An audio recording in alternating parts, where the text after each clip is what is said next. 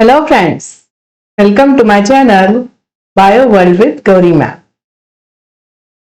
Doctor Homi Bhabha बाल वैज्ञानिक competition, इस एग्जाम की फर्स्ट लेवल के लिए हमने प्रिपरेशन कर लिया। आपने फर्स्ट लेवल क्वालिफाई कर ली है। अभी 4 जनवरी को आपकी सेकेंड लेवल की एग्जाम है। मैं स्टैंडर्ड 6 की बात करी हूँ, इंग्लिश मीडियम।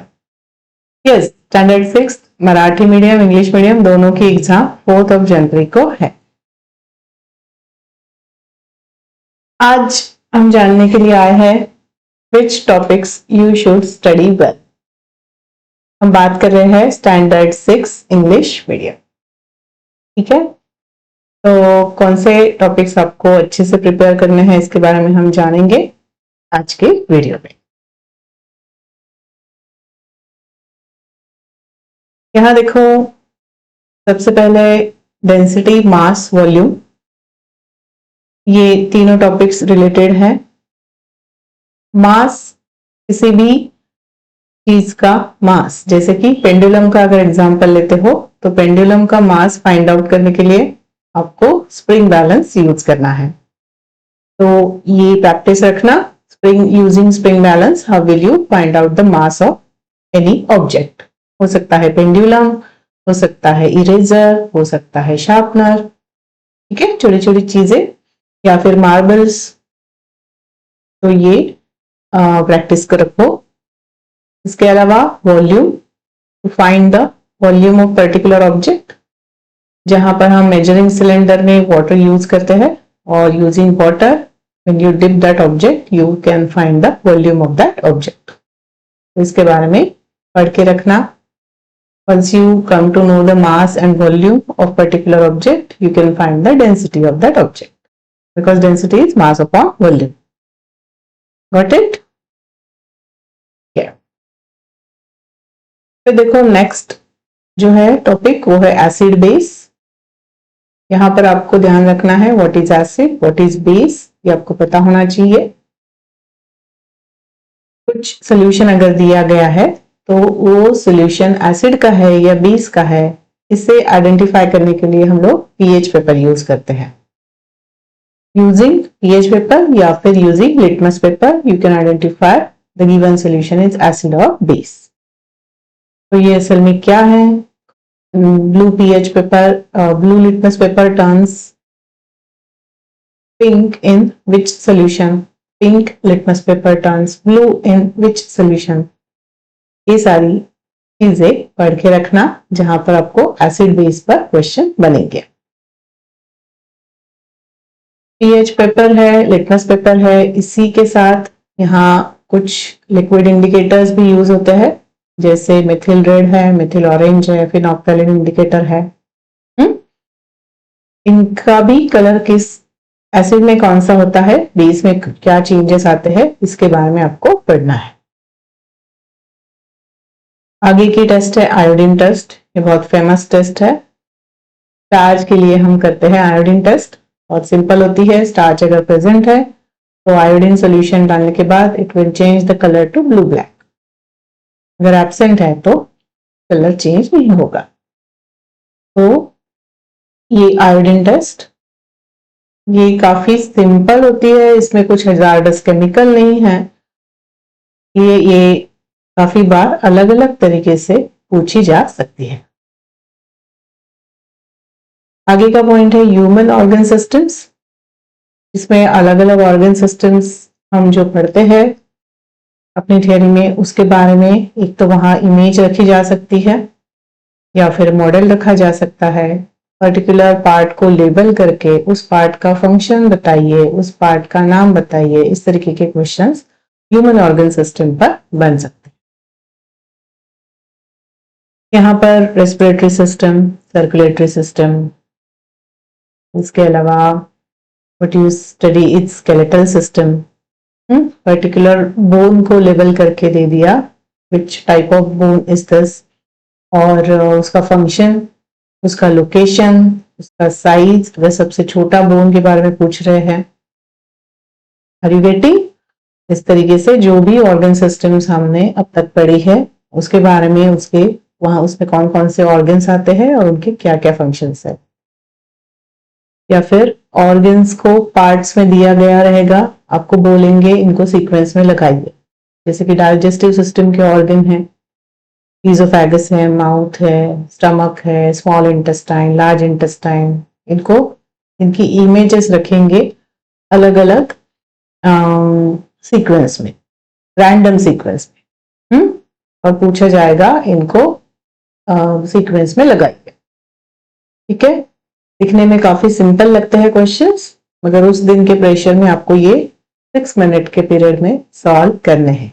तो बी प्रिपेयर, डरना नहीं है, हमें पढ़ाई करनी है, टेंशन नहीं लेना है, हमें पढ़ाई करनी है। समझ में आ रहा है? आगे का पॉइंट है देखो मैग्नेटिज्म, जिसमें मैग्नेट्स के बारे में प्रैक्टिकल्स बनाए जा सकते हैं। South pole, north pole, induced magnetism, या फिर which part of magnet the iron fillings get attracted। Are you getting? इस तरीके से इन प्रिंसिपल्स पर जो मैग्नेट्स की प्रॉपर्टीज हम पढ़ते हैं उनकी उस प्रॉपर्टीज पर यहाँ पर प्रैक्टिकल्स बनाए जा सकते हैं। तो प्रॉपर्टीज अच्छे से करके रखना।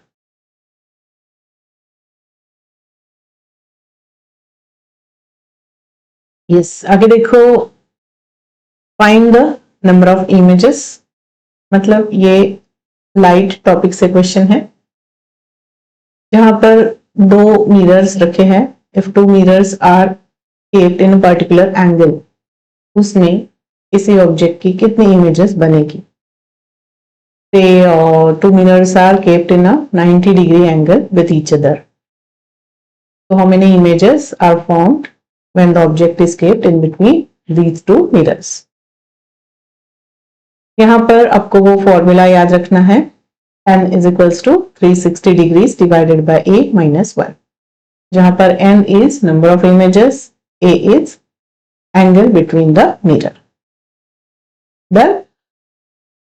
ये फॉर्मूला यूज करके आपको फटाफट क्वेश्चन सॉल्व करना है, ना कि वहां पर उसे अरेंज करके देखते बैठना है 1 2 3 4। नहीं, ये टाइम पास नहीं करना है, ये फॉर्मूला याद रखना और उस फॉर्मूला के हिसाब से जो भी एंगल बताया है वो कैलकुलेशन करके लिखना है। ठीक है, आगे देखो है कंसेप्ट ऑफ ऑस्मोसिस डिफ्यूजन, जहां पर osmosis is the process through which the gaseous exchange can take place in cell, whereas diffusion is diffusion is a process जिसमें gases का exchange होता है, और osmosis जो process है वो water से related है। तो इसके बारे में यहाँ पूछ सकते हैं, concept of osmosis and diffusion। इसके बाद है energy transformation, types of energy, जहां पर light energy, chemical energy, mechanical energy, ये सारे टाइप्स है ना, विंड एनर्जी। तो इसमें एनर्जी ट्रांसफॉर्मेशन के बेसिस पर क्वेश्चन बन सकता है। जैसे कि फैन की बात करो तो जहां पर electrical energy converted into kinetic energy. Bike अगर हम चला रहे हैं तो बाइक में मैकेनिकल एनर्जी, वो मशीन है, mechanical energy getting converted to kinetic energy, चल रही है बाइक, राइट। तो इस तरीके से ये एनर्जी ट्रांसफॉर्मेशंस पर इमेजेस बना के, कुछ फ्लो चार्ट बना के क्वेश्चन पूछे जा सकते हैं, कौन सा एनर्जी ट्रांसफॉर्मेशन कहाँ हो रहा है। आगे देखो फाइंड द एडल्टरेंट, जहां पर कुछ एडल्टरेंट मिक्स करके सोल्यूशन हो या कुछ चीज हो रखी जाएगी और उसे आपको फाइंड आउट करना है। उसकी जो टेस्ट है वो सारी ध्यान रखो, याद रखो। सिंपल कभी कभी पूछे जा सकते हैं, जैसे कि रवा है, रवा में आयरन फिलिंग्स डाल के रख दिया, तो उसमें से आप आयरन फिलिंग सेपरेट कर सकते हो यूजिंग मैग्नेट। तो या इस तरीके से एडल्टरेंट पर क्वेश्चंस। आगे है फिजिकल चेंज, केमिकल चेंज, वहां पर मॉडल रख सकते हैं या इमेजेस रख सकते हैं, 2 इमेजेस। सपोज एक है रॉ फ्रूट और एक है राइपन्ड फ्रूट, तो ये हो गया केमिकल चेंज। इस तरीके से दो चीजें वहां रखी जा सकती हैं जहां पर आपको किसी एक चेंज का डेमोन्स्ट्रेशन दिया हुआ है और उस पर बेस्ड आपको यहाँ क्वेश्चन पूछ सकते हैं कि इसे केमिकल चेंज क्यों कहेंगे, इसे फिजिकल चेंज क्यों कहेंगे। तो ये कंसेप्ट इसके रूटीन लाइफ एग्जांपल्स करके रखना।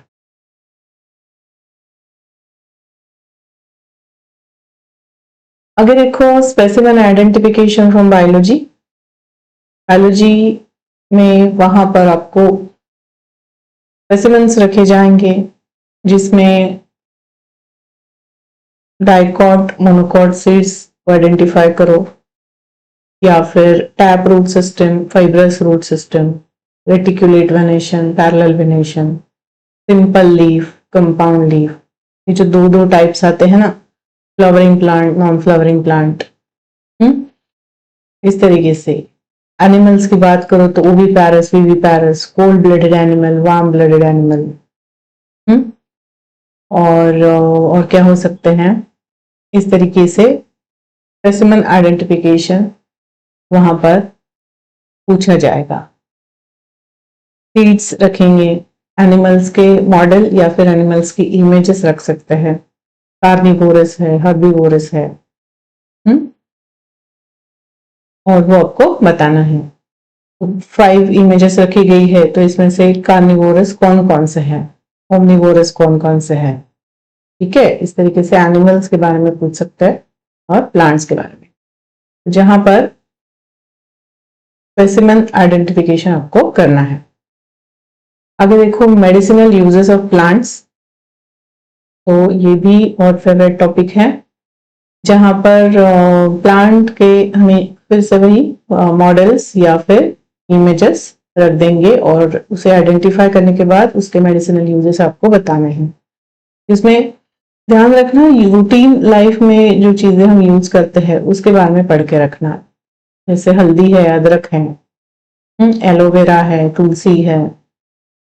ठीक है, और अलग अलग स्पाइसेस होते हैं जिनके कुछ मेडिसिनल यूजेस होते हैं। तो ये सारी चीजें यहाँ मेडिसिनल यूजेस ऑफ प्लांट्स के अंडर पढ़ के रखना। इसके बाद देखो ऑब्जर्वेशन बेस्ड क्वेश्चंस है, जहां पर आपका ऑब्जर्वेशन अच्छा होना चाहिए, आपको वहां पर ही परफॉर्म करके इसका आंसर लिखना है। जैसे लास्ट ईयर का क्वेश्चन पेपर देखोगे तो उसमें 2 स्टिक्स का एक एग्जाम्पल है, फर्स्ट जो प्रैक्टिकल था, जहां पर येलो और ग्रीन स्टिक रखी हुई थी और क्वेश्चंस थे, अगर आप एक्स पॉइंट से उसे देख रहे हो तो आपकी राइट हैंड साइड में येलो स्टिक दिख रही है या ग्रीन स्टिक दिख रही है। आप अगर एक्स से वाई मूव कर रहे हो तो कौन सी स्टिक फास्ट मूव कर रही है, कौन सी स्टिक स्लो मूव कर रही है। Are you getting? तो वही के वही ऑब्जर्वेशन आपको करके इस तरीके के प्रैक्टिकल सॉल्व करने रहते हैं। ध्यान रखना ऐसे प्रैक्टिकल्स में जैसे ही आपके रिजल्ट्स आते हैं वैसे ही उसको नोट डाउन करना। ऐसा कभी मत करना कि मैं अभी पूरा प्रैक्टिकल कर लूं और उसके बाद मैं सारे रिजल्ट्स लिखूंगा, बिल्कुल नहीं। जैसे ही आपको ऑब्जर्वेशन आ जाएगा वहीं पे नोट डाउन करना। और हाँ, आपको 1 लाइन आंसर, बहुत मतलब 1 वर्ड में ही आंसर लिखना है और कहीं कहीं 1 लाइन आंसर लिखना है। शॉर्ट में लिखना है आंसर, बहुत बड़ी कहानी वहां लिखनी नहीं है, बहुत बड़ा डिस्क्रिप्शन एक्सपेक्टेड नहीं है, क्योंकि आपके पास टाइम पीरियड बहुत कम है। 6 मिनट में आपको वहां जाके प्रैक्टिकल्स को देखना, प्रोसीजर को फॉलो करके प्रोसीजर को परफॉर्म करना और उसके बाद जो रिजल्ट ऑब्जर्वेशन आ रहे हैं उनको नोट डाउन करना। इतनी सारी चीजें सिर्फ 6 मिनट में करनी है, इसलिए आपसे ये एक्सपेक्टेड नहीं है कि आप डिस्क्रिप्शन लिखो, डिस्क्रिप्टिव आंसर्स लिखो। Are you getting me? तो ध्यान रखो, जब आंसर आए, जो आपका आंसर आए वही वहां लिखना है, जो आपकी वैल्यू आए, अगर कैलकुलेशन हो तो आपकी जो वैल्यू आती है वही वहां लिखनी है और आगे चलना है और आगे का क्वेश्चन करना है, आगे चलना है। ठीक है, इस तरीके से आपको ये क्वेश्चन पेपर सॉल्व करना है। Right? What it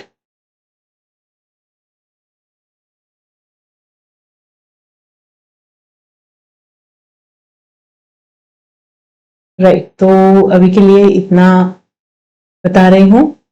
all the best to all of you. अच्छे से सॉल्व करना एग्जाम, और मैं आपके साथ हूँ ही। हम लोग चैटिंग के थ्रू कांटेक्ट में हैं। बहुत सारे बच्चे व्हाट्सएप के थ्रू मुझसे कांटेक्ट में हैं। तो अच्छे से लिखना, जो भी लिख रहे हो सोच समझ के लिखना, और भागा दौड़ी मत करना। टेंशन तो बिल्कुल ही नहीं लेना है, वहां पर सारी चीजें रखी हुई रहेंगी। जाना है, परफॉर्म करना है, लिखना है और आना है, इससे ज्यादा तो कुछ करना ही नहीं है। राइट, पढ़ाई अच्छे से करो। अभी आपके पास समय है, 4 जनवरी को आपकी एग्जाम है। चलिए फिर, all the best, thanks for watching.